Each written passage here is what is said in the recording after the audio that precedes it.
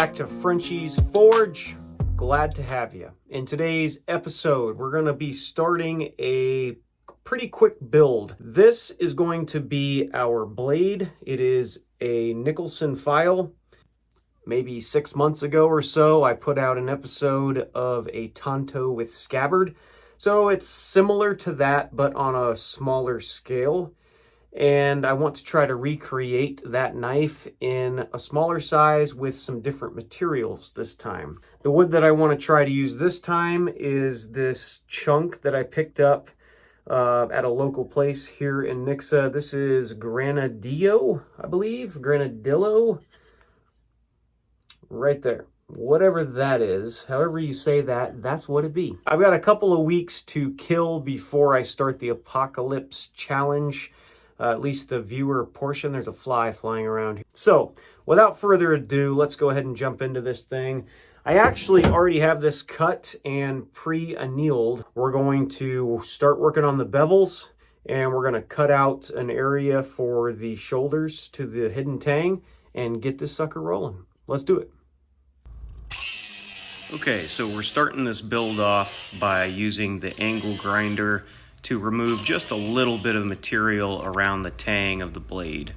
The angle grinder is really one of the most versatile tools in a knife shop. Really good to have. Now that we have the tang kind of sorted out, I have the file in a file guide, and I'm using another file to file away that file that's in the file guide. This is weird. Anyway, I'm able to do this because I took the file that is our blade, threw it in the oven at about 375 to temper it for a couple hours, and that removes just enough hardness away from it, not only to make it a little tougher and better as a knife, but it's also now you're able to remove some of that material with another file. And that's really important to do if you're going to be making a file knife and you plan on using other files to help shape it and whatnot, that you do that, or else you're going to be trying to scrape away a file that's already the same hardness as your other file. It just doesn't work. And here we have the blade, and I'm running along the belt grinder and really just trying to take away the file texture along one of the sides here, the cutting edge. And that way I can get a good smooth surface so that we can mark out our center line and really get a good defined cutting edge before we grind in the bevels.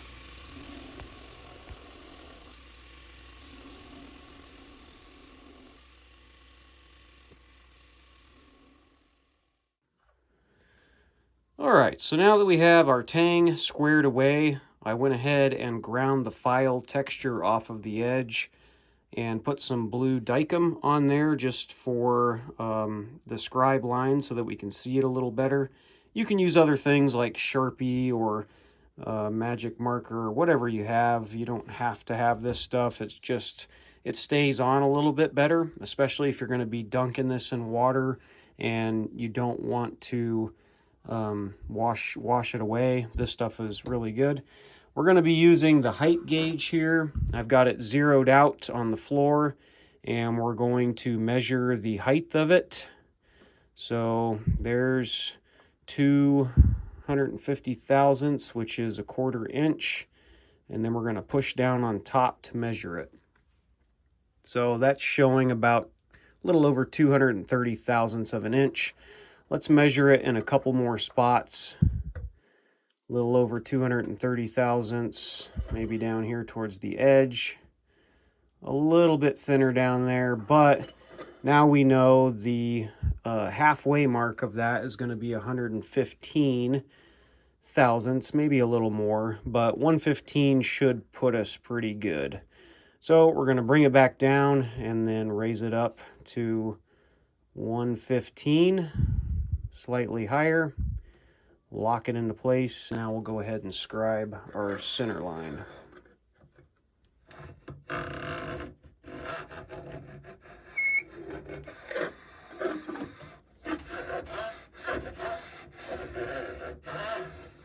There we we go. We got a line right in the center. Just to be safe, we'll flip this thing over on the other side and run it again just in case we were off, but should be pretty close. Yep, pretty much right in the exact same spot. So now that we got this done, we have a defined center line, and that's really important when you're trying to put in good clean bevels. Hopefully you can pick that up there. You can see that line running down the edge is perfectly straight.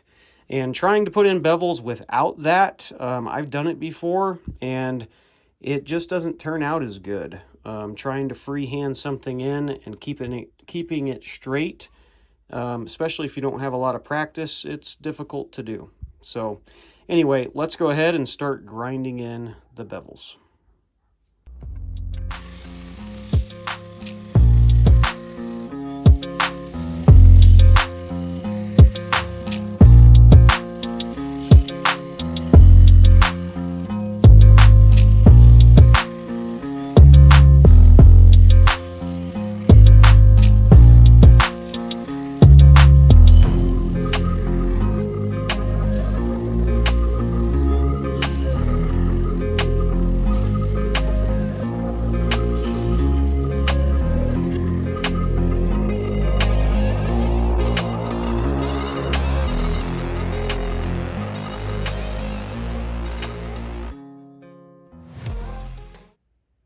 Okay, so now that we spent some time getting this drilled out, and you can see for the most part the drilling process went pretty good.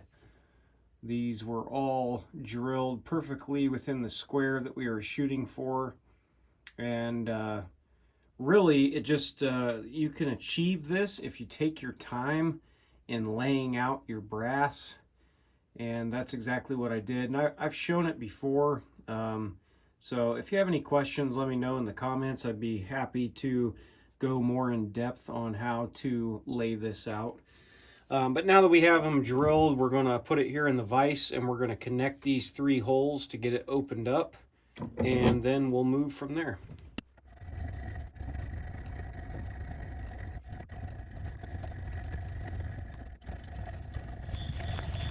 Now, once you have your holes put in, I'm just using a small needle file to connect the holes, and that kind of allows you to begin the process of putting it in a file guide to slowly remove the material to where you can bring it back to the line that you scribed. And really what we're shooting for here is to get it almost all the way. If you happen to file away a little bit too much, chances are you'll probably have a little bit of a gap, and you really want to try to avoid that. So the best advice that I can give during this step is to really just be patient and take your time. It really is one of the more tedious parts of a knife build, and a hidden tang knife in particular. But if you take your time, you can get really good results. And here you can see that it's almost all the way up there to the back of the ricasso, but not quite. So you put it in the vise and you beat it on the rest of the way. And here you can see kind of the result of taking your time and, just being patient with the process. If you try to rush through this, chances are it's going to look like you rushed through it. Now, this next part here is making the habaki for the knife, and this is what helps hold the knife into the scabbard. So it's kind of a must for this particular build, at least for how I'm doing it. Now, I am trying to construct this in a way that's easy, but it's not necessarily the conventional way of doing this. I'm just pretty much putting it in the vise and bending the material to the back of the ricasso. It's not the best way to do this, but I don't have a ton of experience with doing stuff like this, so it just made more sense to me and the way my brain works to try to do it this way. It did take a couple of tries to get it looking good, but here you can see we're almost wrapped all the way around the ricasso. Just got to finish hitting this last part. And then once I have it beat around the ricasso, I file out a little bit of material on the inside of the habaki, kind of make like a V'd notch that I can then go in and solder the inside so that you can't really see it from the outside.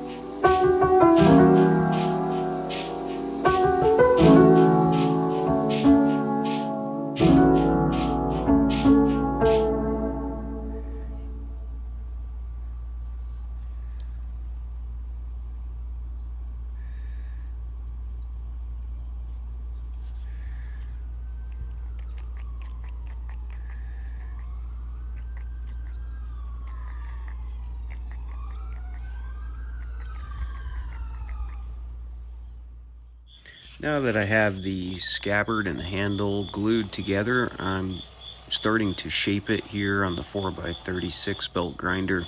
I really am trying to shoot for a different shape this time. The last Tanto and Scabbard build that I did here, you can see that I kind of left it blocky, sort of. Here's a better picture. Not blocky, but you got straight lines. So for this one, I'm going more for an oval shape.